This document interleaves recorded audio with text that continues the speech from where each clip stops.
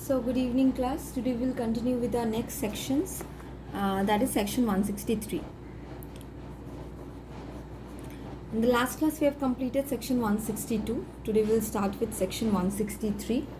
Okay, now this section 163 deals with proportional representation. Proportional representation. Now what is this? Now applicable, this section is applicable in all companies. Now what is proportional representation?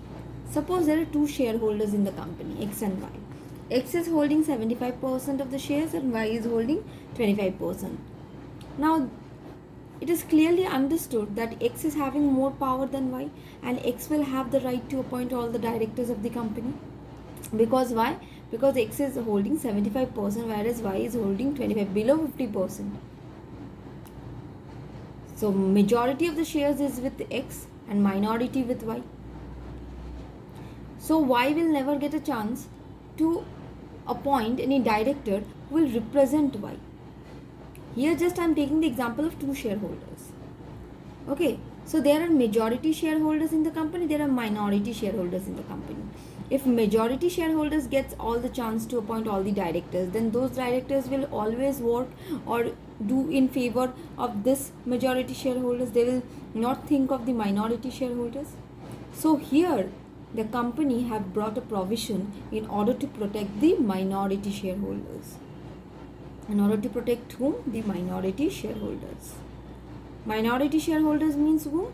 Who are holding less amount of shares. Majority means what? Holding more than 51 or more. Okay, so majority shareholders will get the chance to appoint all the directors, but now company law have brought a provision of proportional representation. What it says that at least 2/3 of the directors, should be appointed by means of proportional representation. Means 2/3 of the total number of directors should be appointed by means of proportional representation. Okay, means if my target is to appoint 6 directors, then 2/3 of 6 means 4 directors will be appointed by means of proportional representation. Now this proportional representation will take place in two ways. One is what? One is by means of single transferable vote. Another is by way of cumulative voting.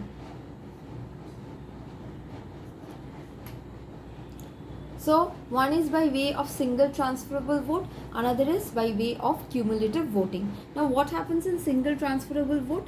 Suppose there are 4 directors to be appointed by means of proportional representation. Then X and Y each will appoint 2 directors. Means X will also appoint 2, Y will also appoint 2. So Y, being the minority shareholder, is having 2 directors in his hand who will represent Y. And what is cumulative voting? Cumulative voting means they will appoint in the ratio of 75:25. Okay, means what? If there are 4 and here the ratio is coming 3:1, it means 3/4. That is 3 director will be appointed by X, and 1/4, that is 1 director will be appointed by Y. So there are 2 ways of proportional representation. So why proportional representation is necessary? Proportional representation is necessary in order to protect the interest of the minority shareholders. There are 2 ways of proportional representation: single transferable vote and cumulative voting. And what is the provision? At least 2/3 of the total number of directors should be appointed by means of proportional representation. Okay, so this proportional representation is nothing but to protect the interest of the minority shareholder. Okay, so this proportional representation, single means if 4 director is to be appointed by means of proportional representation, after calculation we are getting total we need to appoint 6, but out of which 2/3 we need proportional representation, means 4. So if it's single transferable votes, X2, Y2. If it's cumulative, then on the basis of the shareholding ratio will count. Means here X will appoint 3, Y will appoint 1. Okay, now there is a formula that which person will win. In case of single transferable vote, you will get it in your books also. The formula is votes polled or cast by plus 1 by number of seats plus 1. Means this is entire plus 1. Means the person who will get this number of total votes, that person will win first. Suppose the votes polled or cast is 1200, number of seats is 5, and we are adding plus 1 plus 1. So here it will come to 6, 201. So 201 votes. If the person getting this number of votes will first win, then the second. Okay, so this is a formula, remember it, you will get it. Votes polled or cast in case of single transferable vote. Okay, in case of cumulative voting, the formula is total number of votes polled. Total votes polled means total votes polled is calculated by number of shares into number of shares or number of people voted, okay, into number of director to be elected by number of seats.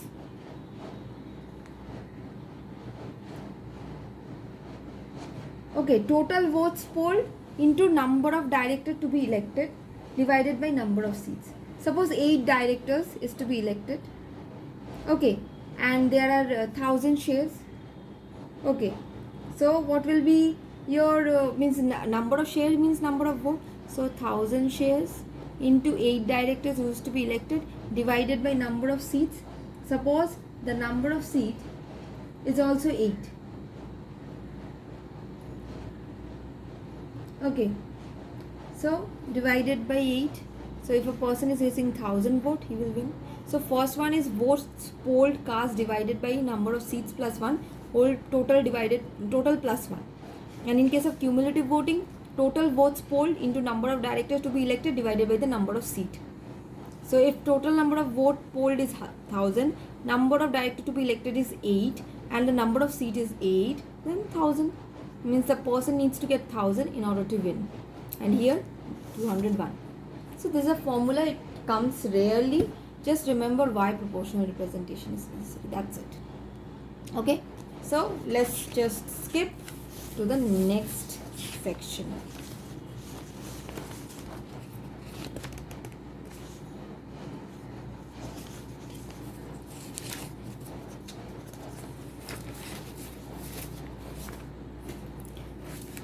Section 164, and that deals with what? There are 3 parts. Okay, 164, 1, 2, 3 deals with disqualification of directors. Deals with what? Disqualification of directors. Okay. So why and when director gets disqualified? We are talking about first section 164, 1. Number 1. If any person becomes lunatic or of unsound mind. Very easy. Lunatic or of unsound mind. So that person is not capable of being a director. Of course, a lunatic person cannot be a director of the company. Number 2. If the person has been declared as an undischarged insolvent, means the person is declared insolvent by the court. The court have declared that person insolvent. If a person who is not having a penny, what will he be the director of the company? The company will only become insolvent. So a person who has been declared an undischarged insolvent. Number 3. A person who have applied or was applied to the court for being declared as an insolvent. So a person who has applied to the court for being declared as an insolvent. Okay, so a person is of unsound mind, lunatic, if the person has been declared, court have declared that person as insolvent. And in this case, if the person have applied, he himself have applied to the court for being declared as an insolvent, so such persons are disqualified. If any person has been convicted by the court, why convicted? For any offense involving moral turpitude or otherwise, means something which is immoral. The person have been caught doing something immoral and have been sentenced for 6 months or more. What? Court have sentenced that person, means the person have went to jail for 6 months or more for doing certain things which involve moral turpitude. Such person will be disqualified after this sentence period expires. After this 6 months, he will be disqualified for 5 years. Okay, after 5 years, then he could be appointed. But if he has been convicted for 7 years or more, such person is disqualified forever. He cannot become a director ever in his life. What? কি বলছি, একটা person কি করলো, কিছু ইমমরাল কাজকর্ম করলো বলে court তাকে জেলে পাঠালো কদিনের জন্য, 6 মাসের জন্য বা তার বেশি। তো 6 মাস যখন তার সেন্টেন্স, মানে সে যখন জেল থেকে বেরোবে, তার এক্সপায়ারি, মানে তার যখন এই সেন্টেন্সটা এক্সপায়ার করবে ইমপ্রিজনমেন্টের, সেখান থেকে 5 বছর সে ডিসকোয়ালিফাইড, সে ডাইরেক্টর হতে পারবে। কিন্তু সেই পার্সনটাকে যদি আমি জেলে পাঠাই for 7 years or more, then such person is disqualified forever, মানে সারা জীবনের জন্য সে আর কোনোদিন ডাইরেক্টর হতে পারবে না। এই ক্ষেত্রে 5 বছর পর ডাইরেক্টর হতে পারবে, কিন্তু এই ক্ষেত্রে আর ডাইরেক্টর হতে পারবে না। সো ডিসকোয়ালিফিকেশনের ফার্স্টটা কি বললাম, unsound mind, lunatic. Second, declared as an undischarged insolvent declare হয়ে গেছে, কোর্ট ইনসলভেন্ট ডিক্লেয়ার করে দিয়েছে। Number 3, a person who has applied to the court, মানে নিজেই অ্যাপ্লাই করেছে যে আমাকে ইনসলভেন্ট, আমাকে ডিক্লেয়ার করো because I don't have anything. আর number 4, convicted by the court, court যদি 6 মাসের জন্য কনভিকশন দেয়, তাহলে কি হবে, after the expiry of a sentence he will disqualified for 5 years. আর কোর্ট যদি 7 ইয়ার্স অর মোর যদি কনভিকশন দেয়, he is disqualified for ever. Got? Okay, number 5, court পার্সনটাকে ডিসকোয়ালিফাই করে দিয়েছে। কোর্ট বলছে না, this person is not eligible, court has disqualified. এটাও একটা রিজন ফর ডিসকোয়ালিফিকেশন। কোর্ট বলছে না, this person is not eligible to become a director, তাহলে তুমি কোর্টের উপরে যেতে পারবে না, so this person is disqualified. 6, if the person is having কলস ইন এরিয়ার, কলস ইন এরিয়া মানে জানিস সার্টেন অ্যামাউন্ট ডিউ পড়ে রয়েছে কোম্পানির কাছে, and he has not paid, মানে ডিউ ডেট ছিল, সেই ডিউ ডেটে সে পেমেন্ট করেনি, আর ডিউ ডেট থেকে 6 মান্থস ওভার হয়ে গেছে, 6 months have exceeded and he has not paid, means from the due date 6 months have expired. Due ডেটের থেকে 6 মাসের মধ্যে পেমেন্ট করলে তাও ঠিক ছিল, তাও করেনি, ডিউ ডেটের থেকে 6 মাস এক্সিড করে দিয়েছে, 6 months এক্সপায়ার করে গেছে। সো কলস in area.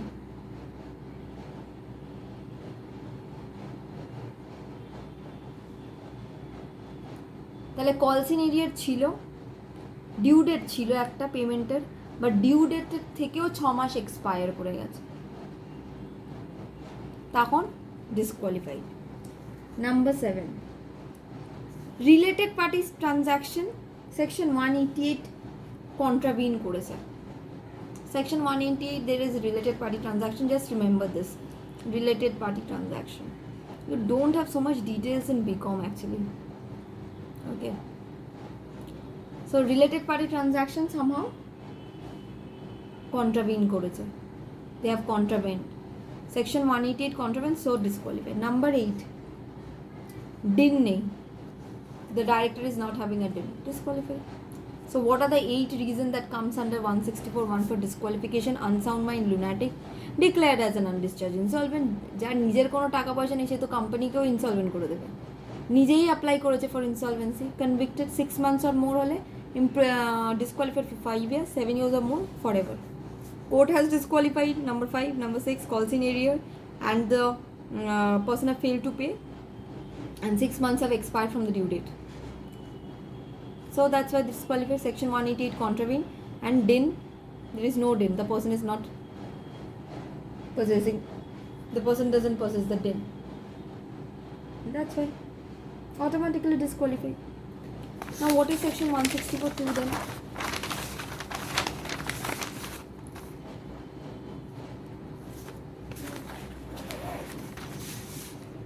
Visible? Yeah. 164(2) is another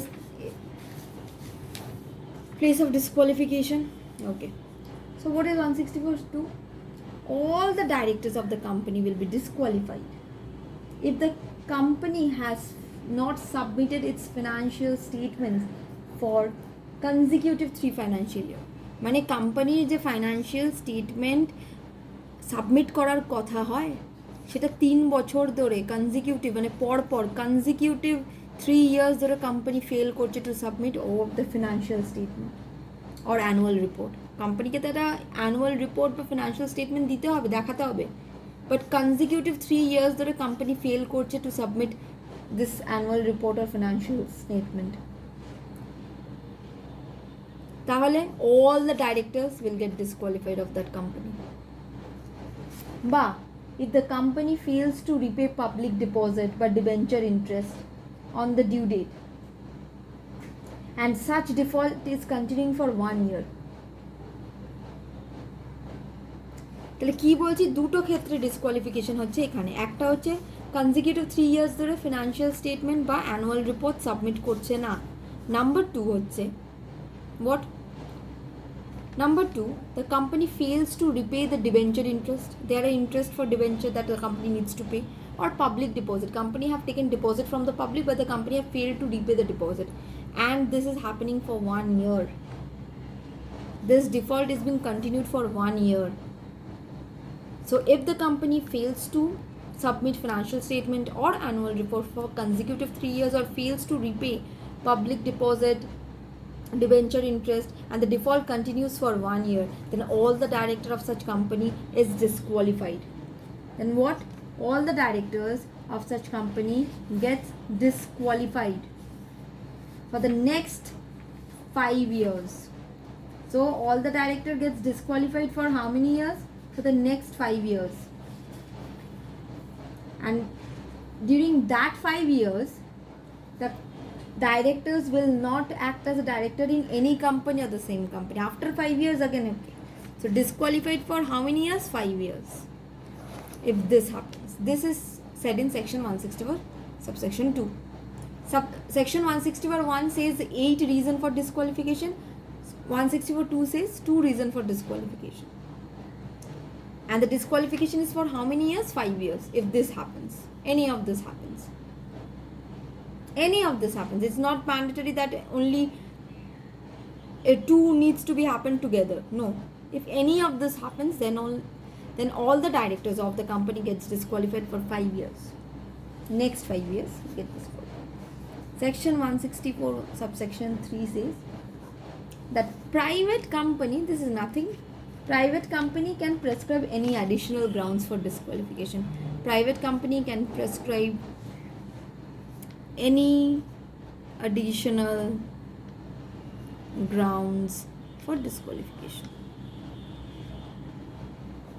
So done with disqualification of directors. Is it clear? So private company can prescribe any grounds of disqualification. So section 164(1), 164(2) and 164(3), all this section deals with what? All this section deals with disqualification. Is it clear? Is it clear? Okay. Moving to section 165. Just check it once, okay? I think I'm not going too fast, but now you have to complete our syllabus, right? 8 grounds here Just remember this point, like for 6 months if it's the conviction, then disqualified for 5 years, and 7 years or more, disqualified forever. Question comes from here only. Okay, and in this case though, for how many years if they fail to submit financial statement, consecutive 3 years? For how many years if the default continues regarding payment of public deposit or debenture interest? 1 year. Okay, private company can prescribe any additional ground for disqualification. This is section 165. It means any other grounds can be provided by private company. That's their wish. They can provide any ground for disqualification apart from all this. Okay. Section 165 deals with what? Maximum number of directorship a person can hold. Okay. A person can become a director in maximum 20 companies. How many companies? 20 companies. Provided it comes with a condition. What condition? That maximum 10 companies will be holding or subsidiary of public company. Means within this 20 companies, 10 companies will be holding company, and I know by this time you all know what is a holding and what is a subsidiary company. Holding and subsidiary company, maximum 20 companies, the person can be a director, but it comes with a rider, means condition what? That 10 company must be holding or subsidiary of which?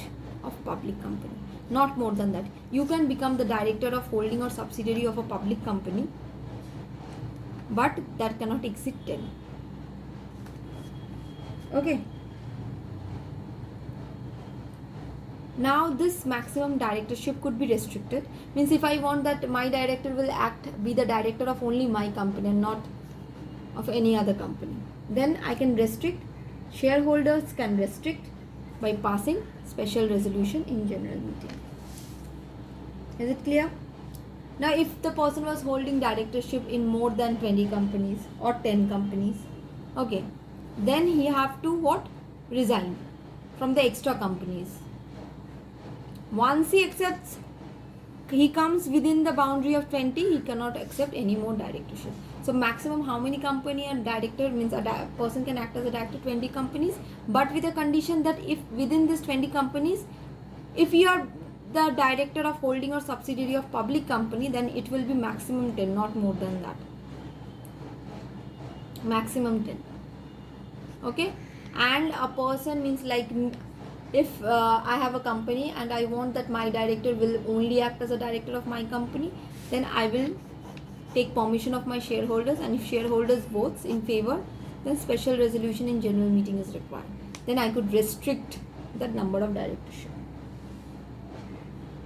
Okay. So this is section 165, maximum number of directorship and all this. But there is a penalty if the person is holding more than the maximum number as declared, which is minimum 5,000, maximum 25,000 per day. Per day till the default continues. Means until and unless you are resigning from the extra companies, till the date you are not resigning, per day you will be charged minimum 5,000, maximum 20,000. So that's the penalty. Maximum 20, but maximum 10, holding and subsidiary of which company? Public company. We can restrict the number of directorship by passing SRN share. Penalty 5,000 minimum, maximum 20,000 per day till the default continues. This is section 165. Is it clear? Okay. Now come section 165 deals with this. Okay. Section 166. So what is section 166? Section 166 says that as per the Companies Act 2013, it is the duty of every director to act to the best of the interest of the company and in accordance to the provision of law, companies, MOA and AOA. So what it is saying, that it is the duty of the director. It is the duty of the director to work in accordance of law, accordance of the provisions of law and MOA and AOA. Means the director must follow the articles of association of the company, memorandum of association of the company, and also follow the laws of the company. That is section 66A. So 63 was what? Proportional representation. 64 was what? Disqualification. 64 1, 2, 3 all disqualification. 165 maximum directorship, and 166 is what? It says what is the duty of every director.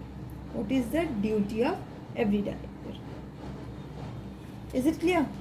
What is the duty of every director? Okay. We'll do section 168 now. You can ask, ma'am, what about section 167? Now 167 deals with vacation of director, but I guess vacation of director is not in your syllabus. Okay, so you don't need to cover that. Section 168 deals with the resignation of director. Now any director can resign, okay, by giving a written notice to the company, and the director must submit form number DIR 11 to ROC, Registrar of Companies, within 30 days of resignation. Within 30 days of resignation. So what is happening? You can resign from my company as a director, give me a written notice, give a written notice to the company. Once you file the written notice to the company, file DIR 11. The director needs to file DIR 11 to whom? To ROC. Within 30 days of giving such resignation. Means আমি কোম্পানিতে return notice দিলাম, সেখান থেকে 30 দিনের মধ্যে I have to inform whom? ROC in form number DIR 11 regarding my reasons of resignation, why I am resigning. Okay? And the day the company will receive the written notice, the company again also needs to inform ROC in form number DIR 12 within 30 days of the receipt of the notice. Okay? So what is happening?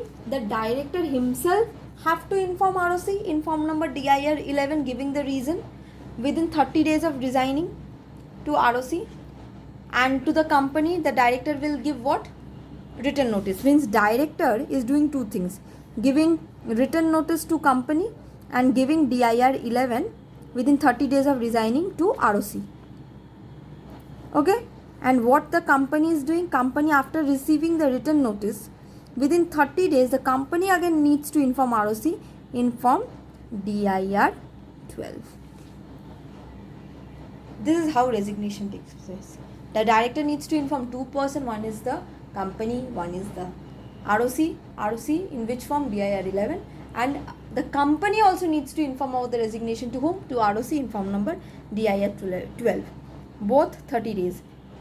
This 30 days calculated from the day of when the company received the notice of resignation, and this 30 days also calculated from the day when the director gives the written notice to the company. Is it clear? So this is what resignation deals with. And section 169 talks about removal of director. We can remove the director. Shareholders can simply remove by passing OR in GM. Nothing else. We just need an ordinary resolution in general meeting to remove a director.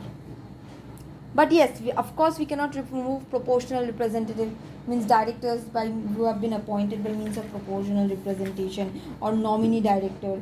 We cannot remove them because they have a time span, they have a time period. We cannot just remove them. Is it clear?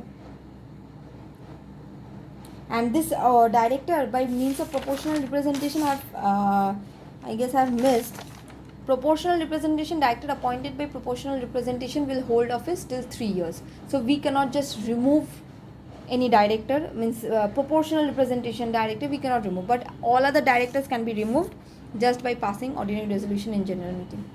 OR in GM is enough to remove any director. So 168 deals with resignation, 169 removal, 164 disqualification, 165 maximum number of directorship, 166 duty. Is it clear? Let's wrap up for today. Okay, any confusion, please ask me. So thank you class, and the remaining portion will continue in the next class. Thank you.